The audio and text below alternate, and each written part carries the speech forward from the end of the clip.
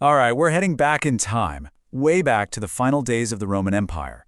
We're going to investigate a crime that, believe it or not, has been echoing through history for over 1,600 years.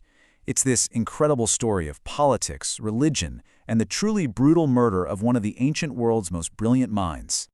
Now, that quote, it sounds like something straight out of a horror novel, right? But it's not. It's an actual description from a 10th century encyclopedia talking about a real event. And the victim? She wasn't a soldier or a politician or anything like that. She was a philosopher and a scientist. And that's really the central mystery here. I mean, what could possibly lead to a famous public intellectual being literally torn apart by a mob on the street? It's shocking. To answer that question, we've got to look at three things: the crime itself, the victim, and the city where it all went down. Okay, so first things first, let's just establish the cold, hard facts of the case. What exactly happened on that awful day? So picture this: Alexandria, Egypt. At this point, it's one of the jewels of the late Roman Empire. It's March 415 CE. A mob, led by a church official, ambushes a woman's carriage in the middle of the day. They drag her into a nearby church, strip her naked, and then they kill her using sharpened roofing tiles. It was just an act of absolutely shocking public brutality. So, who was this woman? I mean, for her death to be so violent that it was recorded by historians for centuries, she must have been incredibly important, right? Her name was Hypatia. And really, I'm not exaggerating here, she was the leading academic of her time, a Neoplatonist philosopher, which means she was part of this school of thought that mixed Plato's ideas with a kind of spiritual search for truth. You could basically call her the last keeper of the flame for the legendary Museum of Alexandria, this incredible 700-year-old tradition of scholarship that was, by then, pretty much gone. And look, she wasn't just some abstract philosopher. Oh no, she was a working mathematician and an astronomer. She wrote these brilliant commentaries that made some of the most complex math of her day understandable. We're talking number theory, the geometry of cones, deep stuff. She even edited Ptolemy's Almagest, which was the absolute Bible of astronomy for like 1,000 years. She wasn't just copying old knowledge, she was clarifying it, improving it, and saving it from being lost forever. And don't picture some recluse hiding in a library. Hypatia was a major public figure. A historian who was alive at the same time said she had this incredible dignity that just commanded respect from everyone. She was a fantastic public speaker and teacher, and students came from all over the Roman Empire just to listen to her. So, if she was so smart and so respected, why was she murdered? To get that, we have to understand her city. Alexandria in 415 CE was not a chill place. It was a complete powder keg of religious and political anger just waiting for a spark. This timeline is basically a roadmap to disaster. Christianity is on the rise, and that's causing a lot of friction.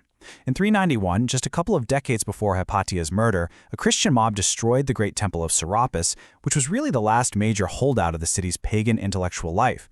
And then, in 412, this guy Cyril, a brilliant but totally ruthless church leader, becomes archbishop, and he is ready to grab power by any means necessary.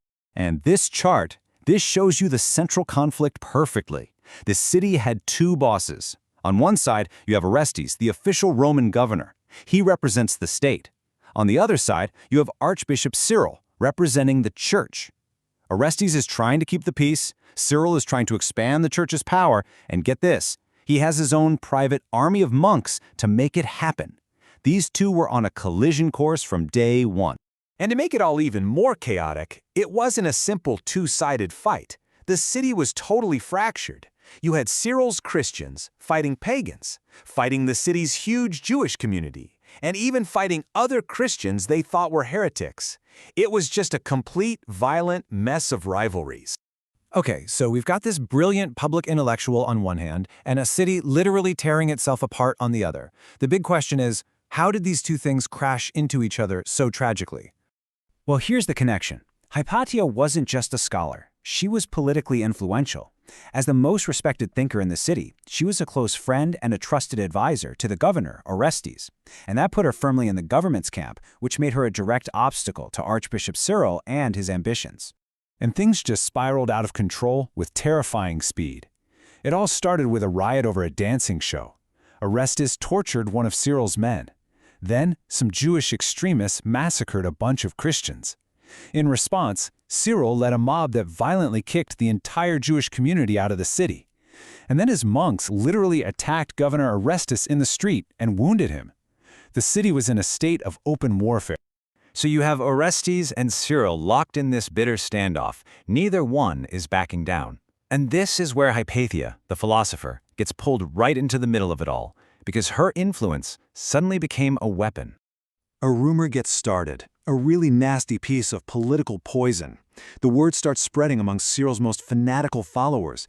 Hey, you know why Governor Orestes won't make peace with our bishop? It's because of his pagan advisor, Hypatia. She was framed as this evil sorceress whispering in the governor's ear, stopping any chance for peace. In an instant, she was no longer a person. She was a political target. But Hypatia's murder wasn't the end of her story. In a strange way, it was actually the beginning of her legend, a legend that raises some really unsettling questions about faith, power, and knowledge that we still grapple with today. So what about Archbishop Cyril? Did he actually order the murder? The historical record is murky. Some ancient writers flat out accuse him of planning the whole thing out of jealousy. Modern historians are pretty divided. But here's the kicker. For his theological writings, that very same Cyril is honored today as Saint Cyril, a doctor of the Church. It just goes to show you, history is rarely neat and tidy. Over the centuries, Hypatia's death really took on this powerful symbolic meaning. She became a martyr for science, a symbol of the light of reason being snuffed out by the darkness of fanaticism. Her story became this classic cautionary tale about what can happen when intellectual freedom goes up against unchecked, dogmatic power. But the story has one last, absolutely incredible twist. Centuries after Hypatia was killed, a new legend pops up in Alexandria, the story of Saint Catherine, a brilliant Christian woman who supposedly debated and converted 50 pagan philosophers before being martyred by a pagan emperor. I mean, look at this comparison. It's an almost perfect mirror image. A lot of historians think the fictional Saint Catherine was created, maybe even deliberately, as a Christian answer to the real-life pagan martyr Hypatia. And that leaves us with one final, pretty-chilling question.